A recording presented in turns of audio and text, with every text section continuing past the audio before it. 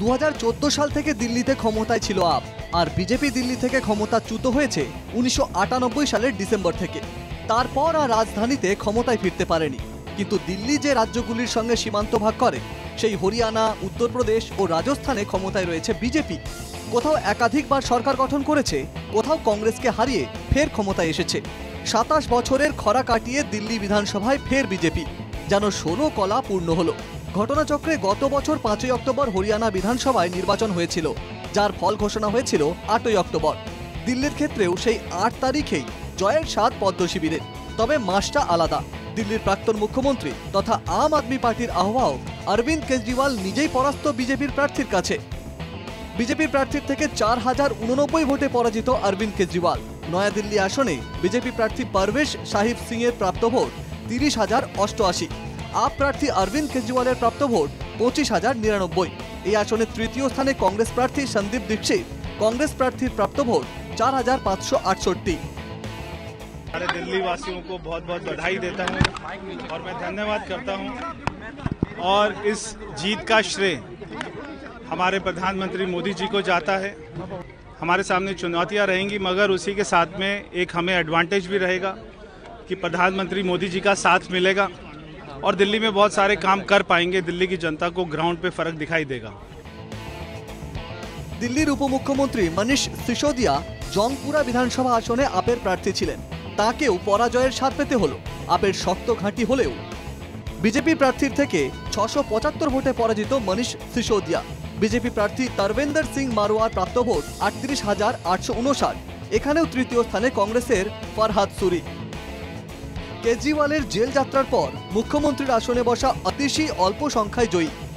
কালকাজি আসনে বিজেপির রমেশ বিধুরিকে পরাজিত করলেন আপ প্রার্থী অতিশী। অতিশীর প্রাপ্ত ভোট 52,154।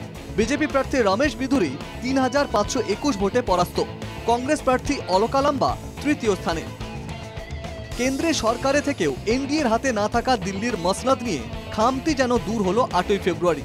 এরপর কেন্দ্রীয় অর্থমন্ত্রী নির্মলা সীতারামন বলছেন, বিকশিত ভারতে সঙ্গী হলো Delhi. Very keen that Delhi gets a government which serves its people, and that's something which is the need of the hour for attaining Viksit Bharat 2047.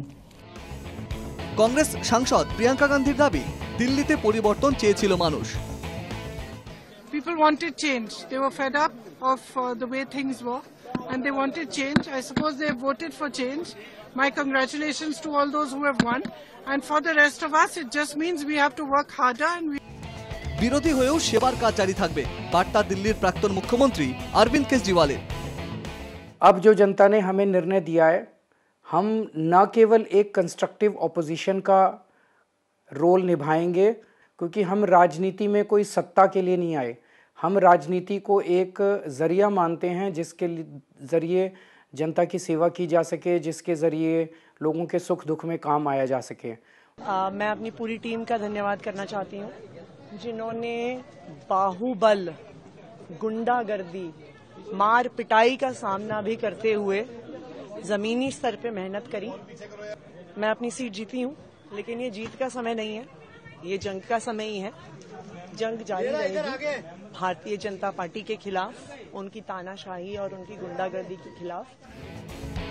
Delhi भोटे बीजेपीर प्राप्त भोट प्राय 47%, आपेर प्राप्त भोट 43% এবং কংগ্রেসের প্রাপ্ত ভোট প্রায় 7%। এর মধ্যে মুসলমান অধ্যুষিত 10 আসনে বিজেপি জিতেছে 3 আসন, জাট অধ্যুষিত 11 আসনে বিজেপি জিতেছে 10 আসন, বাঙালি বিহারি অধ্যুষিত 25 আসনে বিজেপি জিতেছে 18 আসনে। দিল্লি বিধানসভা নির্বাচনে আপ কংগ্রেসের ভোট কাটাকাটিতে আখেরে লাভ হয়েছে বিজেপির।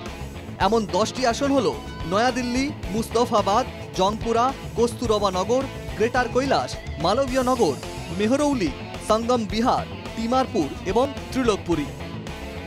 দিল্লিতে আপের ধরাশায়ী ও গেরুয়া ঝড়ের পর প্রধানমন্ত্রী এক্স পোস্টে লেখেন, জনগণের শক্তি সবার উপরে, জিতল উন্নয়ন, জিতল সুশাসন। বিজেপির ঐতিহাসিক জয়ের জন্য দিল্লির ভাই বোনদের অভিনন্দন। এই আশীর্বাদে আমরা সম্মানিত। দিল্লির উন্নয়ন, দিল্লিবাসীর জীবনের সামগ্রিক মান উন্নয়নে আমাদের চেষ্টার কোনো ত্রুটি থাকবে না। উন্নত ভারত গঠনে দিল্লি প্রধান ভূমিকা পালন করবে, এটা নিশ্চিত করছি। Bureau report, NKTV Bangla.